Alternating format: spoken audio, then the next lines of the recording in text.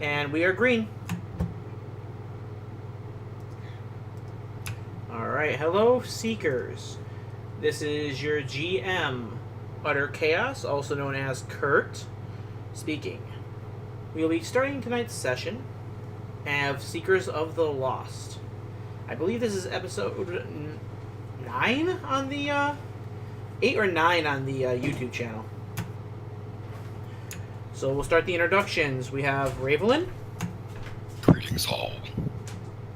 We have Rondal. Hello. Paladin of the Raven Queen here. The Brother's Dream. Hello. Podulustrus Malard. Hail and well met.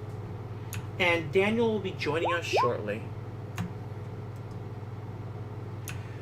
So, when we last left off the Seekers of the Lost, they had stormed into the center area of the Temple of the Crushing Wave. There, they encountered a large group of cultists who seemed to be in some marketplace area. Once they started fighting the cultists, one of the cultists rang a gong. After ringing this gong, a giant dragon turtle surfaced onto the shore and hit the entire party with a steam cloud. Once that happened, the party fled and ran into a back room which they had cleared out earlier. Deciding that hurt a lot, the party decided to lay down to rest. Poe, I assumed you're setting up Tiny Hut?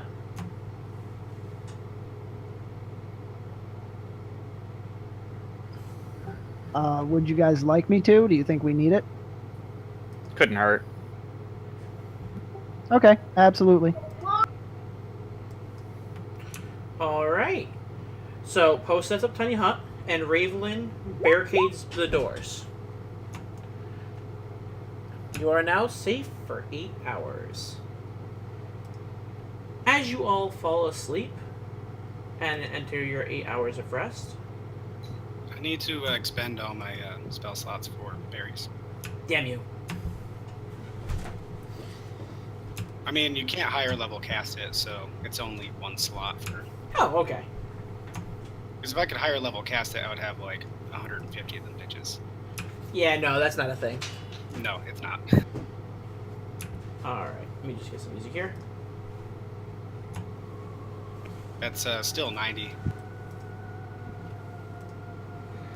As you fall asleep, I would like all players other than Rayvelyn to either mute or no, do not push to talk.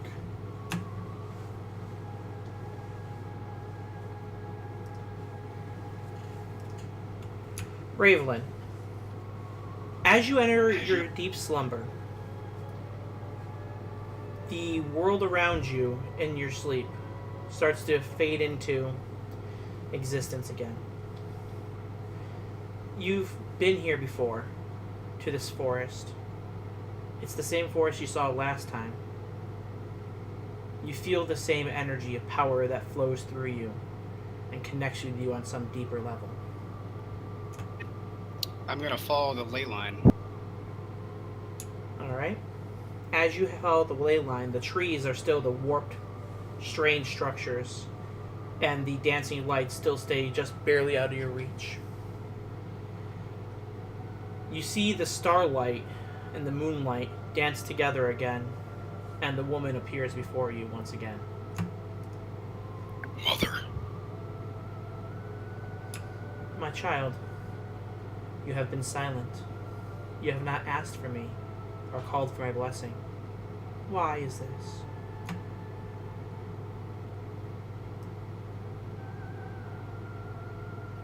I do things in your honor. The being of light smiles at you as the energy courses through her. I can see that. And though I do appreciate it, she smiles again. I do wish you'd call upon me. I'm here to help.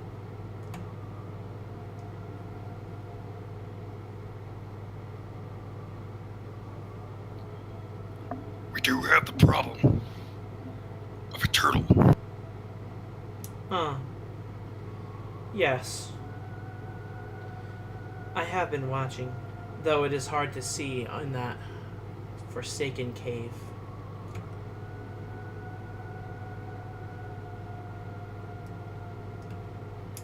I have seen your actions, and the bonds with your friends will grow.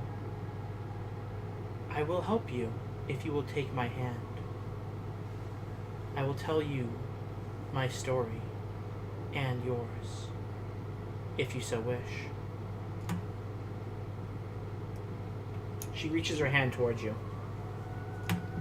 I kneel and lower my head and put my hand out. As your hand touches yours, she goes, "You have deserved and earned to hear my true name. My name is..." Let me get another image up here. As your hand touches hers, her form solidifies. Ooh, she's so pretty. My true name is Sanane Moonbow. I am but one aspect of a greater goddess. You may know her as Saloon. She is the elven goddess of light, for I am the aspects of dream and moonlight. I would like to show you something. If you do, I will grant you a gift that your heart has been asking Please. for. Follow me, my child. We have those we must go collect first. So, as you take her hand and as she leads you forward, you can feel like your druidic powers being stronger than you ever had. Your connection with the earth and the sun and the moon and everything is just hyped up since you're touching the powers of a goddess. Yeah, she's a piece of saloon. Yeah. She's one aspect of her. That's awesome. So, the world around you starts to fade and warp away. And as it does, you see yourself appearing in front of a cave.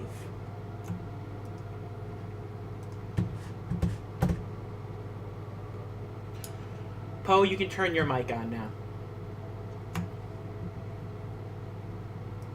Oh, shit.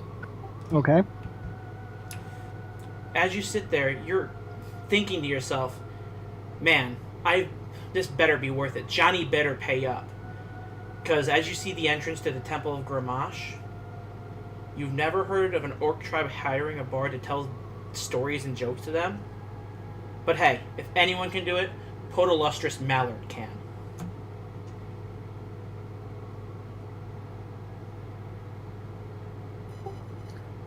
I will enter the temple. As you enter the temple, you can hear the chanting and war drums of the orcs. You know that Johnny had arranged this, saying that it'd be the chance of a lifetime. A chance to do the thing that no bard has ever done. To perform in front of an orc war band before they start combat.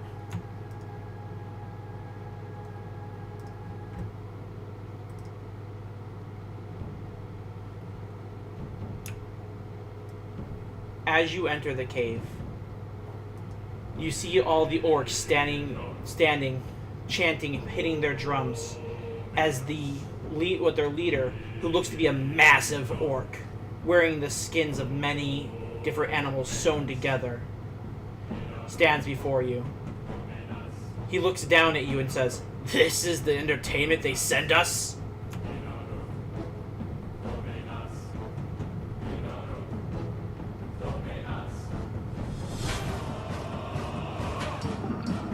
Yes. Tell me something. What do you throw to a drowning dwarf? His eyes stare at you for a moment. He goes, "I will throw my axe!" I guess that would work. But no, you throw him his wife and children. The orc pauses, blinks a few times, and just bursts out laughing. This little man, he will do well here. Come, take the stage. Perform for my people.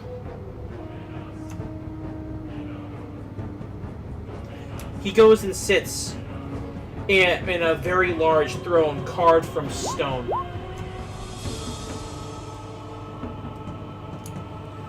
There, he sits next to what looks to be a much smaller orc. This one, though, is heavily tattooed, with a staff in his hand. He is nowhere near as large as the other orcs.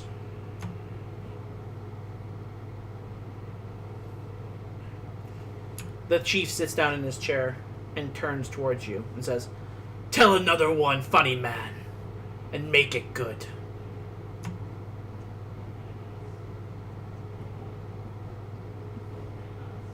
What do you call a halfling fortune teller who escapes from... You're cut off after halfling fortune that Sorry. escapes from. What do you call a halfling fortune teller who just escaped from prison? One of the orcs in the crowd grunts something. The chief goes, "Dead."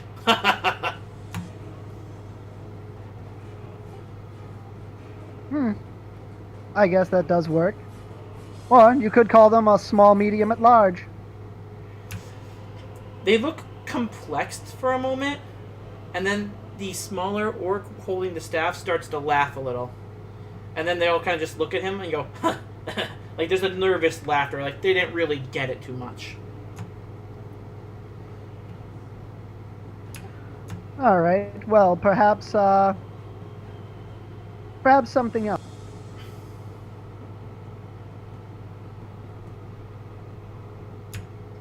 Continue. Rayvelyn, what are you doing during this? You're seeing all this, by the way. You're there and you can see all this. Yeah, so my goddess took me here to see his dream or his past. That's up to you to assume.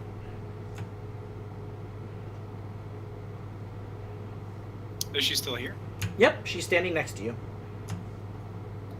What am I looking at?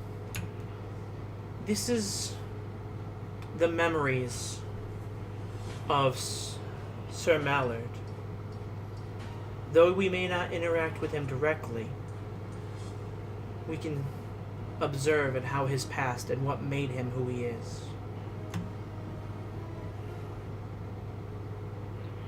This makes a lot of sense. Just watch, my daughter. You'll see why he fights the way he does.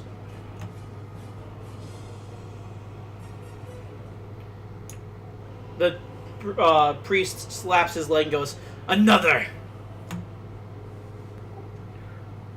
Very well. A snotty goblin named Crunch thought he had a good hunch to rob a big orc with a dinner fork, and now his new name is Lunch. One of the orcs in the crowd holds up a goblin and goes, "It's true! It's true!"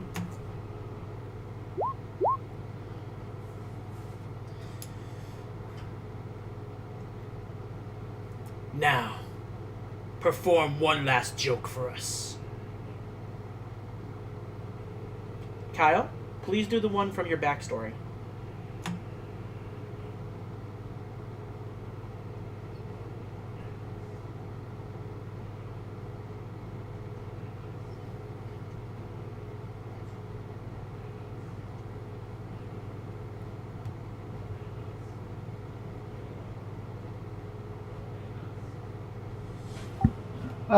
Have you heard of the? Have you heard the one about the half-orc cleric?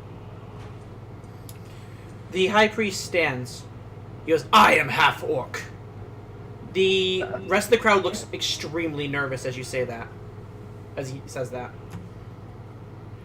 I begin to stumble over my words. I panic. That's all right. I'll explain the joke slowly. Silence Oh. hits the crowd. Weapons are drawn. They all start to rush you, and time freezes. You can now interact with Rayvelyn. You notice that time is frozen. Do I actually see Rayvelyn now? Yep. I just turn to Rayvelyn and I notice them and I'm just go, yeah, shouldn't have said that. You look like you're about to get your ass kicked. Well, obviously I didn't die. How did it all play out?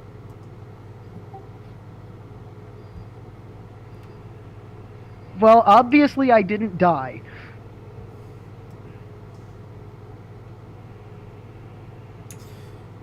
The goddess giggles a little bit next to you. Kyle, you see the woman who I had the picture up earlier of, standing next to Rayvelyn.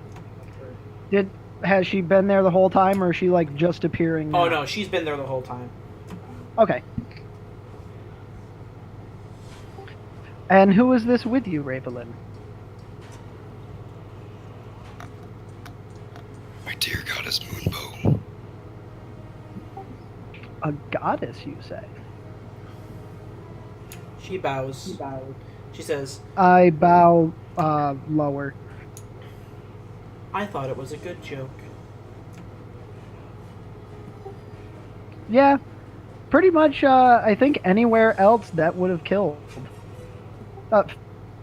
Figuratively. Well, here it almost did. You. Agreed.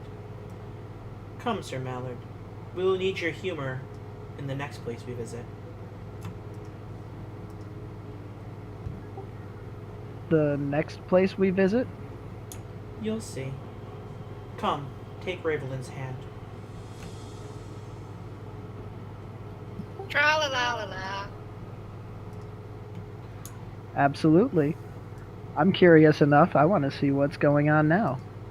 The world fades away again for Poe and Rayvelyn. The chanting slowly disappears. As you flow into the next dream, because that's what you do, it's like the world around you starts to just form slowly, and it's like you're walking out of a fog. You see what appears to be a young Daniel walking with an elven girl and a small human boy. Daniel, you can now talk. Groovy.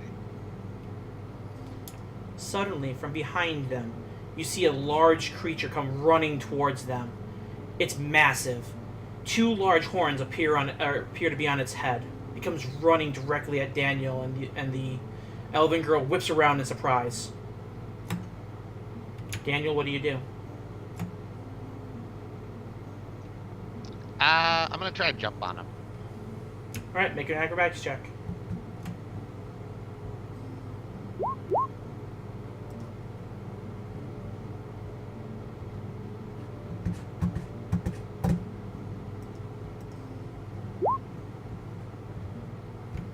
Daniel, you're able to leap up on top of his shoulders.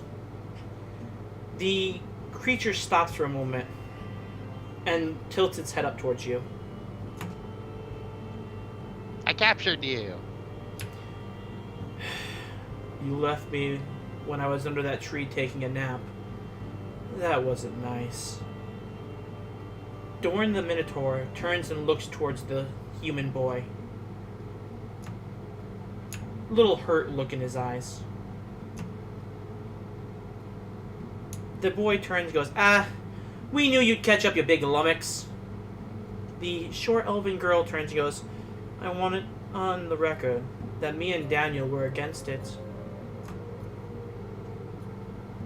It's true, but we didn't want Alec to go alone. Yes, he's quite impulsive. Alec points down the road. Says, well, home is just over that mountain. About a day's trip to the north. Daniel, can you make a perception check?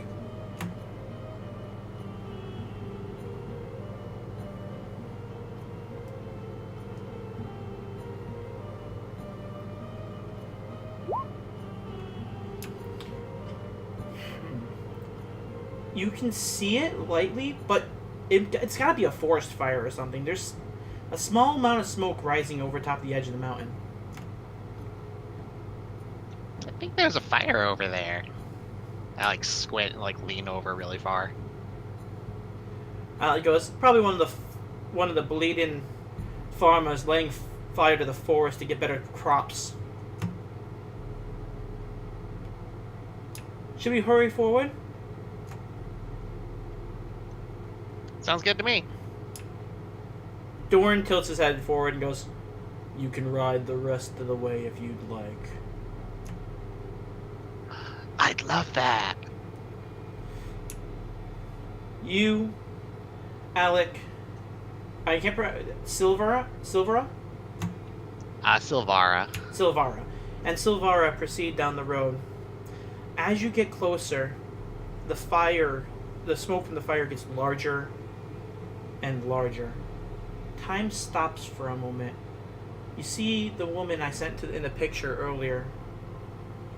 She goes, "Daniel, is it okay if I show them?" Who are you? Why are you so glowy? "I am the goddess of dreams. I wish to show," and she points to Rayvelyn, Poe, and Poe. "I wish to show them your past."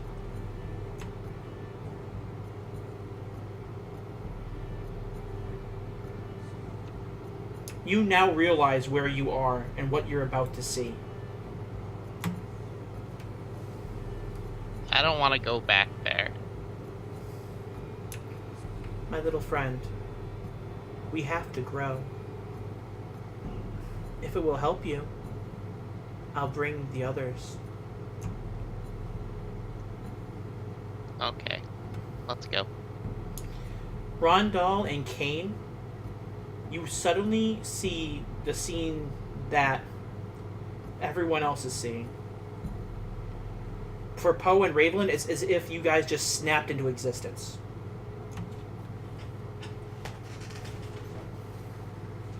Dream hopping. That's a little jarring.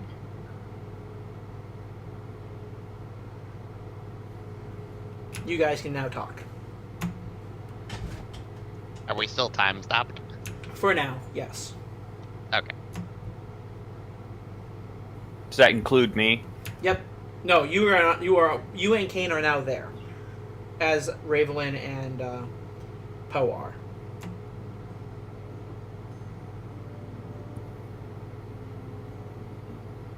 What is going on? Well, it would seem that some higher power wants us to all know our pasts. Everything. Is there, Mr. DM? Is there? Do I notice Rayvelyn and her in the other person? Yeah. You can call her Goddess Moonbow if that helps. I would use my Knowledge religion. like,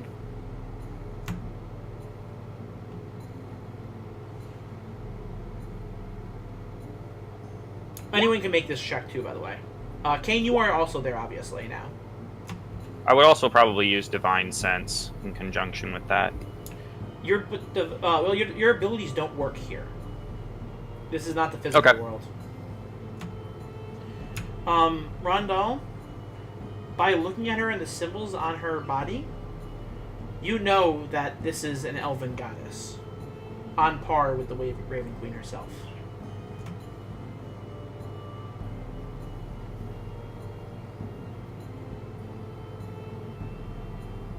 What are we here to see?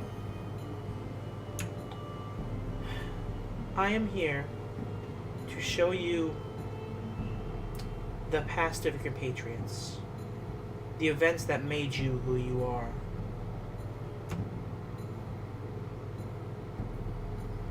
I refuse.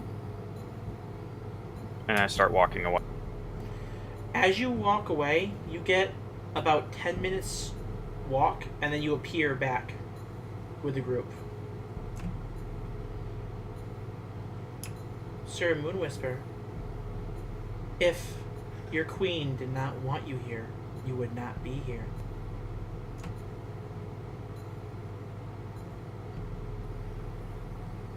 If Sir is the improper title, should I call you Inquisitor?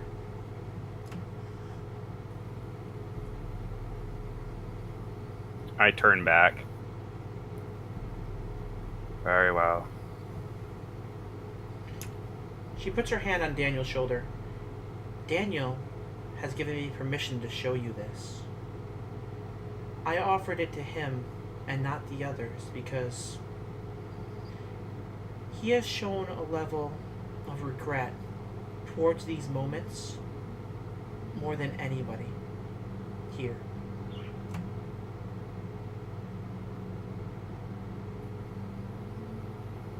If Daniel wishes for us to see his secrets, then I will see. She looks at Daniel and goes, once this starts, this will not be able to stop again. You will not remember that we had this conversation. Events will proceed just as they did. Do you understand? Can I say goodbye to them? Before I start time, yes. I hug Dorn and Silvara. It's like you're hugging a statue, unfortunately. I'll find you again. I love you guys. Let's proceed. Daniel, you lose consciousness kind of for a moment, and you are back in the moment right before you time stopped. Alec looks up at the smoke and points forward. He goes, guys, that's coming from the village. We should probably hurry. Let's go. Dorn books it with you on his shoulders. He gets about a mile away from the town. He goes, starts breathing heavily. He goes, I need to set you down. Yeah, that's fine. I'll go scout ahead. They rush into the town. You see this ahead.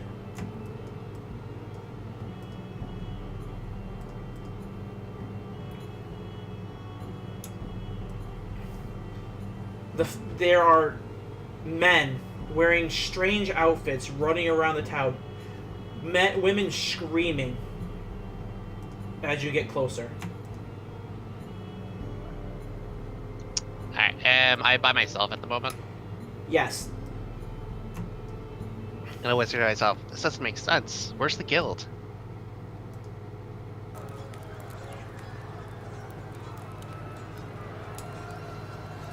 You see the flames growing higher and higher from the buildings.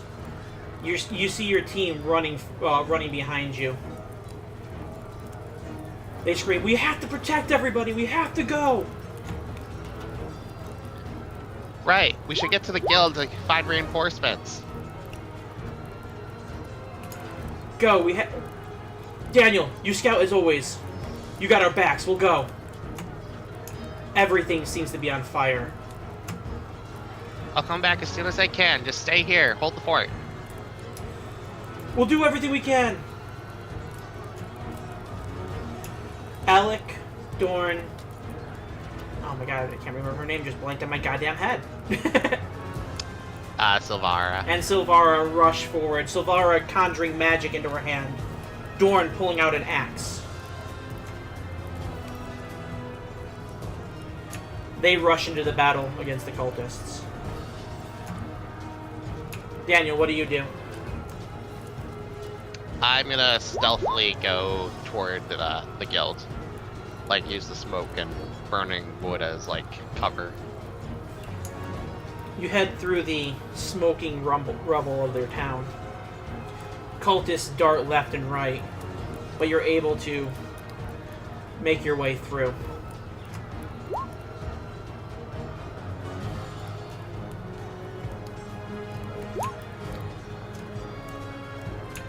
Do I get to the guild?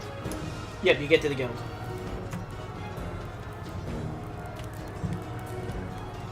The guild hall is in extreme disrepair. Everything is crumbling. Fire everywhere.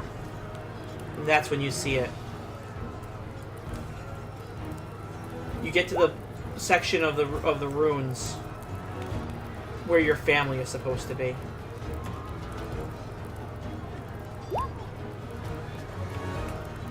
Mom? Mom, where are you? Like, kind of pushing shit aside, like, coughing through the smoke. You see, as you get to the back room, that a lot of your former guildmates are dead on the ground. You see people looking around for survivors. They get cut down in front of you as the cultists are rushing in. As you enter the back room, you see your mother's body with a blade still in her back. Rubble laying on her legs.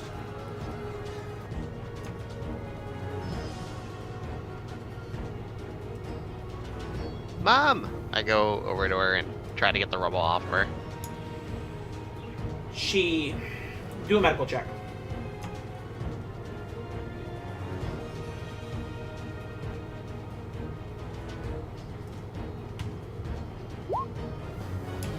She's not breathing.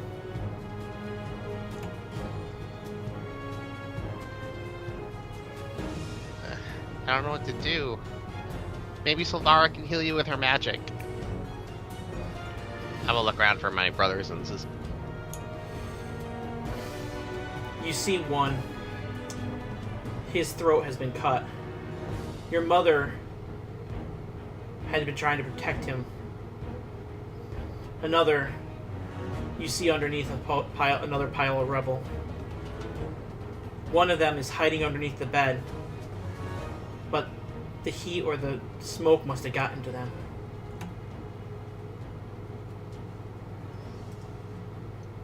I gotta get back. I gotta get back to the others. I gotta get back. And then I'm like, I run off toward them. You make your way through the rubble. You get out into the guild. You see Dorn. Well, what's left of Dorn. Body slumped over a wall. Large flames or burn marks cover his body. You quickly are able to realize that one of the cultists must have been some sort of pyromancer. Especially if you could have taken Dorn down that fast. I look for the others. As you're searching, you see Silvara's body. Could be Silvara. You can't really tell. It's wearing mage robes like she used to, but you can't tell. There's too much damage.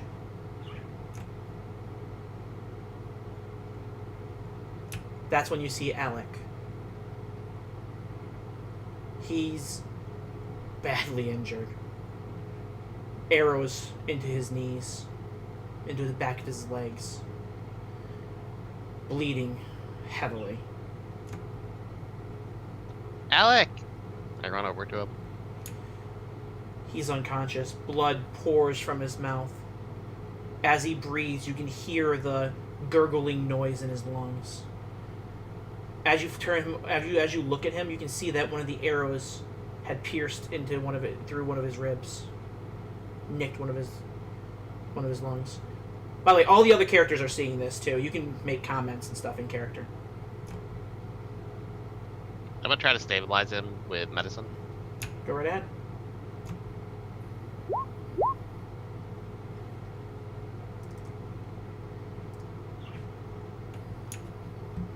You're able to remove some of the arrows and get him bandaged. You see less and less of the cultists running around the town, and they don't really be seen to paying attention to a single halfling boy. It seems like they're specifically targeting the other guild members, though. I cover him in my cloak and like put him on my back and like start trying to drag him out of there. The time seems to fade. You can tell that time is passing at an accelerated rate, but you can't see how fast everything's accelerating. Daniel, you're caught up in it. The rest of the characters are. It's like watching a movie on fast forward. You see Daniel in some sort of hospital, or looks like an inn. You see Daniel working to pay for the lodgings. You see Daniel taking care and bandaging his friend, replacing the herbs on his body. He just keeps doing everything he can to keep his friend alive and to heal his friend. Time slows down again. Daniel is sleeping in the same room on the floor, and all of a sudden he hears a cough and a stir. Alec, are you alive? Are you okay? What? Daniel. Where's Dorn? The others, they didn't make it out. Didn't make it out? What do you mean didn't make it out? He's panicking. His eyes are dilating. His you can literally see him grip his chest from it. Alec, you have to calm down. You just woke up. You need to rest. He slaps your hand away from him. Where were you? I came back as soon as I could. That wasn't your job, Daniel. They got Dorn from behind. A caster shot him. If you were in position, if you were there like we were trained, he wouldn't have been hit. We wouldn't have broken formation. Silvara went running. I know, I had to make sure that my family was okay. We're your family. And you let me down. This is your fault. Dorn would have been here. Silvara could have healed us. Silvara could have healed your family. Just go. I'm sorry. Sorry won't bring Dorn or Sylvana back. And time stops. He really is the best of us all. Am I in control again? Yep. I just start crying. You tried, Daniel. I'm gonna walk over to him, put my hand on his back.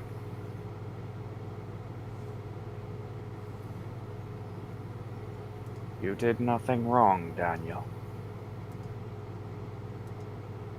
I failed them.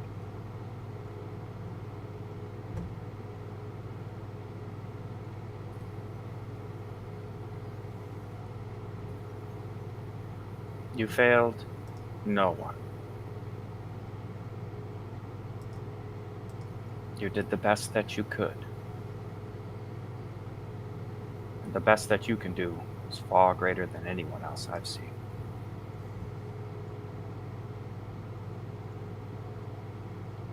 I take out the tattered piece of my former guild's.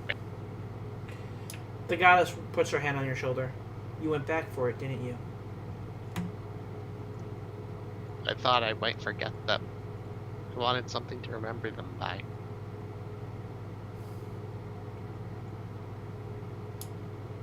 You changed many lives, Daniel. What you do now is very important. You have a new family. And they don't blame you.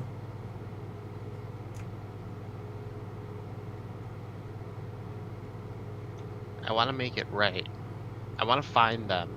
Whoever attacked us, and why. Oh, you have no worry about that, my friend. we will find them. We find lost things after all, don't we? I wipe my nose on my sleeve. Yeah. I look back to the rest of the party. All in. Always. I find it a pleasure to hear that, Rondal. Next, it is your turn. My eyes get wide and I stand up and stand away from Daniel. No. No, I said I refuse. I am sorry. My sister has given me her permission.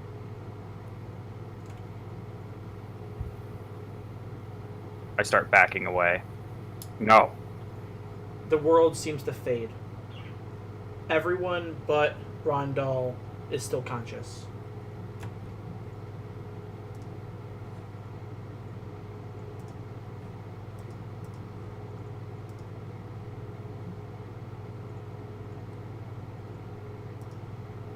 This place gives me the creeps. Why is it so dark? It's the same dream, Rondal, that you have been having since you left the Shadowfell. The buildings tower above you as you leave the temple. The streets are paved with dark stone, the only stone you've ever seen. It takes about 20 minutes of walking through these streets. The buildings seem not dirty, but just dark. Just, how do I put it? Shadows creep across the entire buildings. The lights in the windows seem to flicker as if the air itself is trying to... Yes, gloomy. The air itself is trying to eat the light. Like the light just doesn't have a place in this world. You've taken this walk every day. Every day it's been the same. Until this one. You reach your home, a small house built from the same stone, with a single raven painted on the door. The others all see that this house isn't as lavish or as large as the others.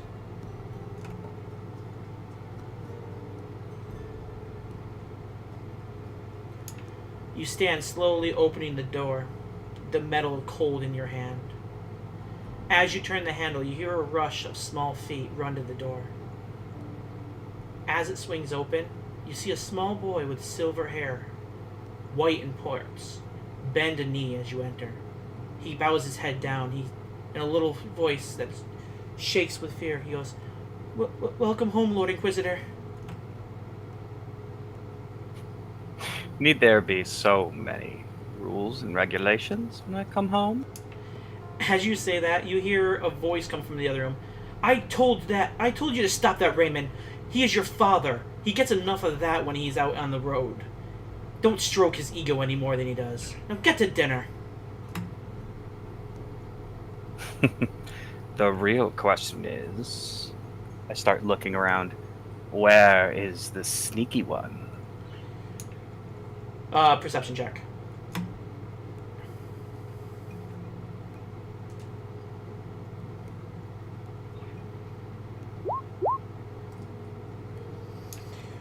You see just in time a small girl, about, I'd say 7 years old, leap from behind the door, trying to go for your leg with a small looks like a sewing needle.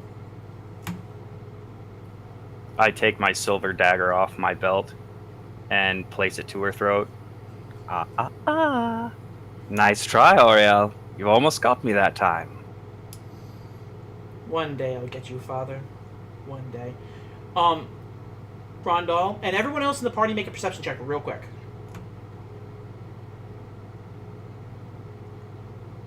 Rayvelyn, you have advantage. Sweet.